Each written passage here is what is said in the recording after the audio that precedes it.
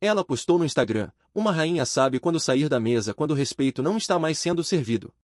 Isso, logo depois de causar um escândalo e sair furiosa do restaurante onde estava com a minha família. Eu respondi apenas com um simples bom apetite, paguei a conta da minha família e ainda dei o nome dela para o gerente, para ele saber quem tinha deixado a conta dela sem pagar. Mais tarde, quando a polícia bateu na porta do apartamento dela para notificá-la sobre o crime de furto, minha ex-namorada, que vamos chamar aqui de Sarafina, já tinha voltado para a vida que ela mais amava, uma vida cuidadosamente encenada para parecer perfeita nas redes sociais. Sarafina não vivia a vida, ela curava a vida dela, como se fosse um feed de Instagram. Cada pequena frustração, cada erro pessoal, cada conflito humano básico, virava imediatamente um post nas redes, acompanhado de uma frase tão profunda que poderia estar bordada numa almofada de decoração. Se ela se atrasava para um encontro, não era porque tinha má gestão do tempo. Era porque, como ela mesma postaria depois, uma mulher que conhece o próprio valor não se apressa por ninguém. Se gastava o dinheiro do aluguel numa bolsa absurdamente cara, não era irresponsabilidade financeira. Era, segundo as palavras dela, um ato corajoso de investir na própria felicidade. Ela tinha uma frase para tudo: namorar ela era como conviver com uma loja do ex-ambulante. Durante 2 anos, eu me convenci de que isso era só um charme, mas, como qualquer pessoa apaixonada, eu estava cego. Eu sou um cara bem simples, engenheiro civil. Eu construo pontes, conecto 2 pontos com uma estrutura estável, previsível e lógica. Já o trabalho da Sarafina, pelo que parecia, era criar o caos, e depois inventar uma frase que transformasse aquilo num ato de empoderamento. No fundo, a gente nunca foi um bom par, mas eu só fui perceber isso depois. O começo do fim foi quando decidi que estava na hora dela conhecer minha família. Não era porque eu tinha vergonha deles, muito pelo contrário. Eu estava com medo por eles.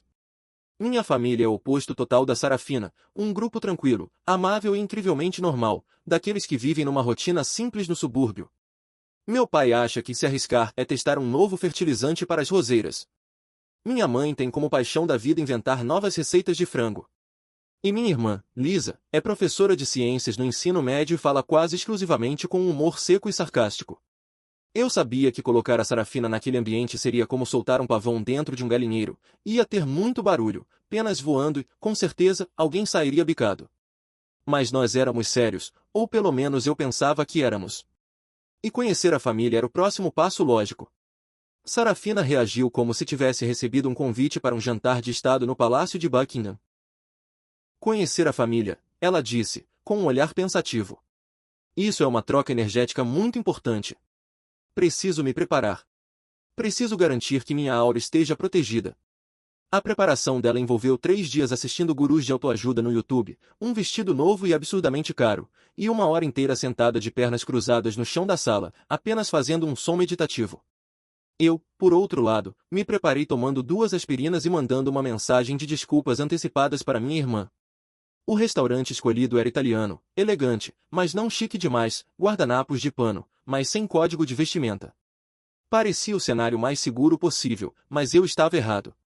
Os primeiros 20 minutos foram uma verdadeira aula de constrangimento. Meu pai tentou puxar assunto falando sobre o trânsito no caminho. Ela respondeu dizendo que não acredita em trânsito, que isso é apenas a manifestação de uma ansiedade coletiva. Meu pai, que dirige pela mesma rodovia há 40 anos, só piscou devagar e tomou um gole longo de água.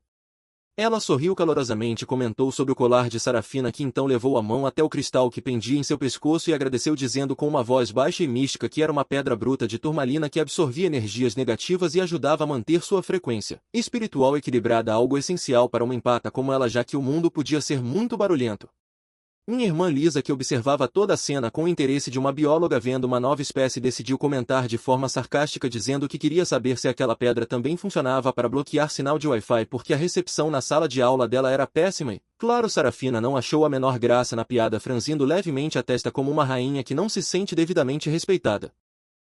Mas o verdadeiro ponto de virada aconteceu durante o prato principal, quando minha mãe, com seu jeito calmo e carinhoso, perguntou a Sarafina sobre seu trabalho, dizendo que Tom havia comentado que ela era consultora criativa e que isso soava muito interessante e queria saber exatamente em que tipo de coisas ela prestava consultoria. Embora fosse uma pergunta completamente normal no reino de Sarafina, aquilo foi interpretado como um ato de traição. O sorriso dela se fechou, colocou o garfo na mesa com um clique delicado e disse com um tom frio que ajudava pessoas e marcas a alinharem suas narrativas com sua verdade energética autêntica, cultivando vibrações e gerenciando percepções, e que não era algo que pudesse ser explicado facilmente para quem vivia de forma mais tradicional e estruturada, deixando subentendido um vocês que ecoou como um trovão no silêncio da mesa. Meu pai se remexeu na cadeira, minha mãe perdeu um pouco o sorriso e Liz apenas ergueu as sobrancelhas me olhando como quem diz, e foi essa que você escolheu. Minha mãe, tentando manter a cordialidade, disse que aquilo era legal, mas Sarafina respondeu inclinando-se para frente dizendo que era mais que legal, que era essencial, mas que exigia respeito mútuo, compreensão e mente aberta, e que ela sabia quando o ambiente não favorecia isso, porque ela podia sentir.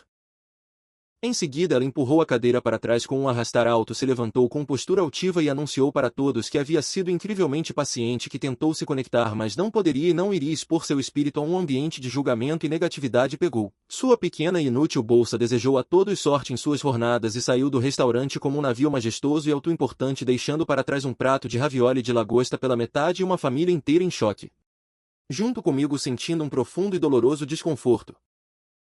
Ninguém falou por alguns segundos até que Liz ergueu a taça de vinho e disse que ela realmente sabia como fazer uma saída dramática, dando nota 10 para o teatro e 0 para a sanidade. Eu estava mortificado, comecei a pedir desculpas, mas meu pai levantou a mão dizendo que não era minha culpa e que eu não podia controlar o clima, e foi nesse momento de humilhação pública que meu celular vibrou no bolso. Era uma nova postagem de Sarafina, provavelmente escrita no carro de aplicativo a caminho de casa, uma selfie cuidadosamente posada para parecer profunda e forte, com a legenda previsível e grandiosa que dizia que uma rainha sabe quando deixar a mesa quando o respeito não está presente.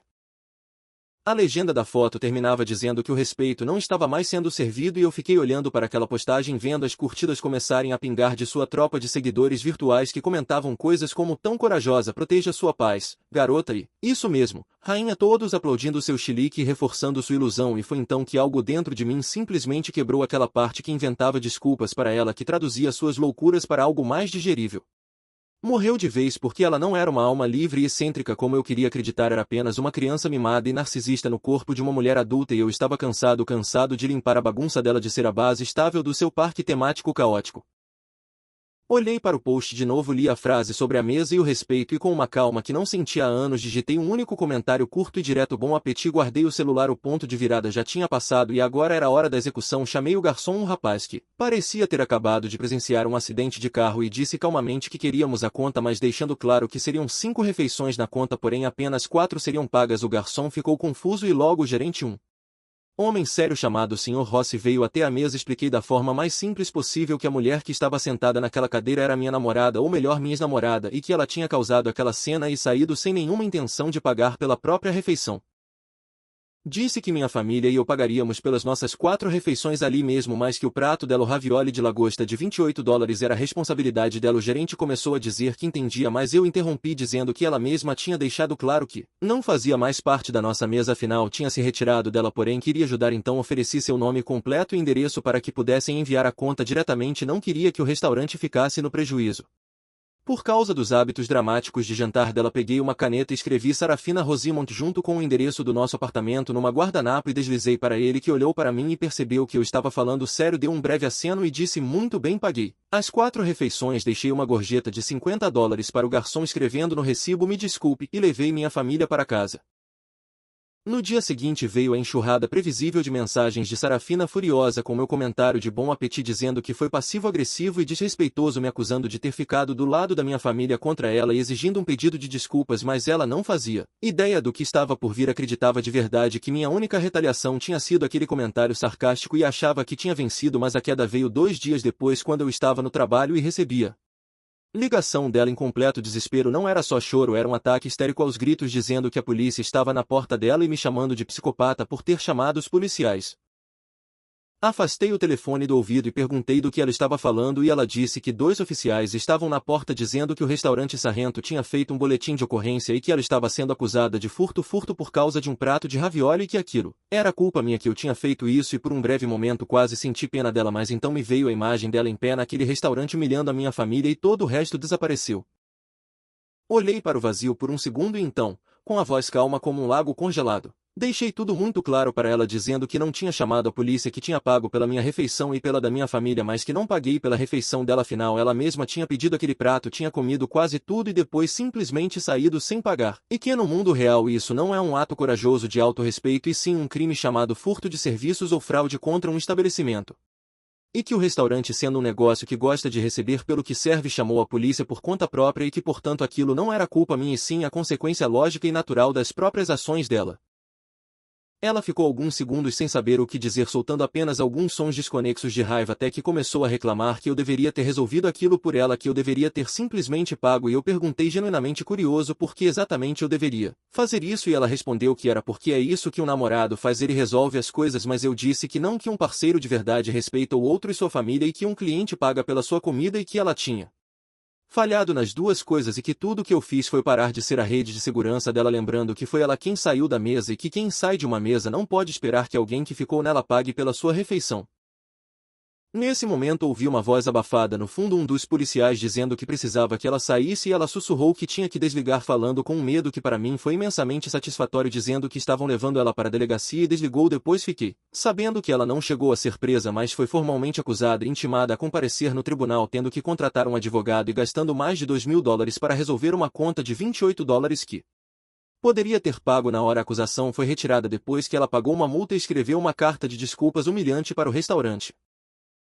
Ela ainda tentou me contatar algumas vezes, mandando mensagens que variavam entre ameaças de me processar por danos emocionais e pedidos patéticos para eu ajudar a pagar as custas do advogado, mas eu ignorei todas, afinal já tinha mudado minhas coisas do apartamento. Enquanto ela estava ocupada com seu novo status de fugitiva por roubo de lagosta, cerca de uma semana depois, quando tudo já tinha se acalmado, estava jantando tranquilamente na casa dos meus pais, comendo frango assado, enquanto meu pai falava sobre suas roseiras, e em um momento minha irmã Liz olhou para mim com um brilho maroto nos olhos e perguntou se havia alguma nova rainha na minha vida, e eu dei uma risada genuína dizendo que não e que estava oficialmente me aposentando das funções da corte real. Mais tarde naquela noite, por pura curiosidade mórbida, resolvi dar uma última olhada nas redes sociais dela e encontrei uma nova postagem com a imagem de um lobo solitário uivando para a lua, com a legenda: os corações mais fortes têm as cicatrizes mais profundas. Apenas balancei a cabeça e sorri, bloqueando o número dela, bloqueando também seu perfil e respirando profundamente aquele ar tranquilo, normal e livre de dramas que para mim tinha cheiro de liberdade e um gosto infinitamente melhor do que qualquer ravioli de lagosta.